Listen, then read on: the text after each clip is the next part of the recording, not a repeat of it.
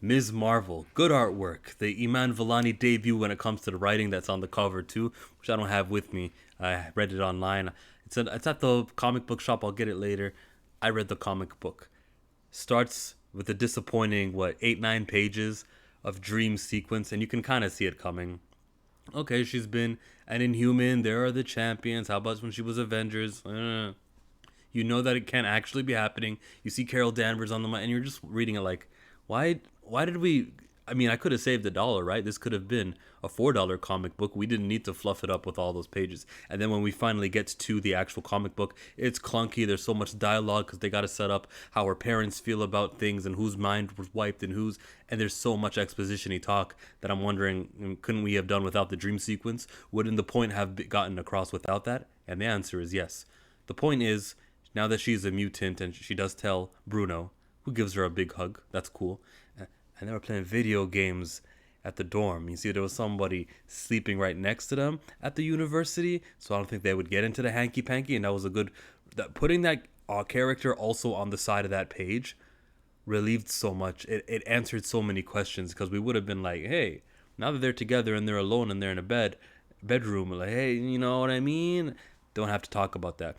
They tell us that she's in school on like a summer getaway type thing. They don't really tell us her age, but they do something stupid, which say that 10 weeks have passed of her since the last time. Now, I think in real life that's been 10 weeks. In reality, of course, 10 weeks is not actually how comic books should work, and for some reason they decided to do that. If I saw an image of the young baby what's his name? Amir? What's the name of the young baby? Well, now he's walking, okay? He's a toddler and he's walking around. If we remember the beginning of Ms. Marvel, we started reading her in 2014. Taisha and Amir haven't met each other. A whole pregnancy happens. That's 9 months. The baby's old enough now to walk, okay? Plus, when you think about how 10 weeks have passed, how old is Kamala? Should she be a 16-year-old who's in the 11th grade anymore? Or is it about time that we talk about post-secondary education? If I want to write an excuse, I'll just say Secret Wars ruined the time and made her younger or something. Secret Wars might have happened in between that whole pregnancy stuff. I don't remember. If someone can correct me or someone can actually tell me, no, Chillmonger, you're actually right. The Secret Wars happens and then he meets his woman and Taisha gets pregnant and they have the baby. So yeah, it's been 2 straight years. Canonically, you can tell me that. They touched on one thing that I like. We talked about the mutant human beef, the racism that they have. I think Theo was talking about this in one of his videos about how racism and things that why it doesn't make sense, the mutant world, and they did give the reason why. And I like this reason why. The humans who fear and hate and have all this anti-mutant beliefs, and once someone turns into a mutant, yuck, they do this because they view mutants as the next evolution. They're actually afraid of what's next, and they know that they're not that. And so they feel inferior towards the step up. And partly, I think that Magneto's rhetoric, in fiction, in canon, Magneto saying how he's better, we're the next stage, you guys are like the peasants. He was given talks like that. And so they go, oh, that's how you guys feel?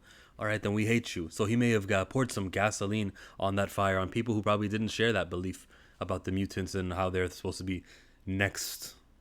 That's a good canonical reason for why the humans have an anti-mutant belief. I like that.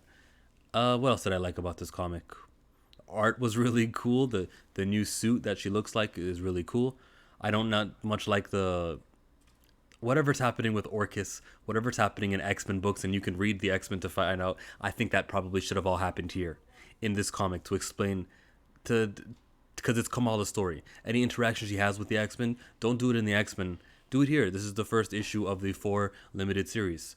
And the 4-parter, we don't know how it will end, but Marvel is taking notes. They'll see sales data, and they'll see, is Kamala Khan still a titled character here at our company?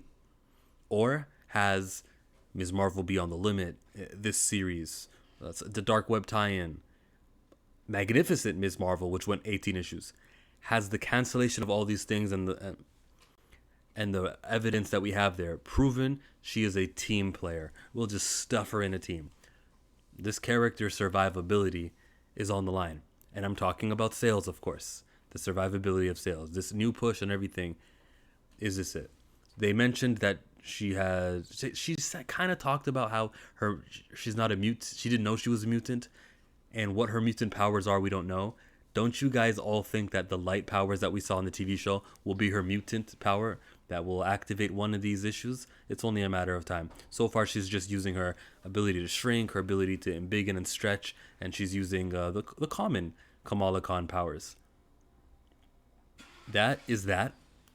I will bid you adieu. I like the character. I can easily stop buying this character if she's 1/6 of the New Mutants book with Danny and with what's the Chinese Jean. It starts with an X. If she's just 1/6 of the New Mutants, I'm good. I'm just gonna keep buying Black Panther. Or this is it. This is actually the elevation. Maybe some of that X audience are gonna join the Inhumans audience and the Champions audience, and it'll make the Kamala Khan comic book viably able to stay afloat. Or we can stop living in pretend land and realize that the creators who you put on a comic book actually result in sales. And we can put Al Ewing or Jason Aaron or someone who, sells comics and has name recognition, Donnie Cates, one of those type of people. If Chip Zdarsky's free, you can say, hey, you guys who are really top tier, why don't you write Kamala Khan? We're trying to help her this character.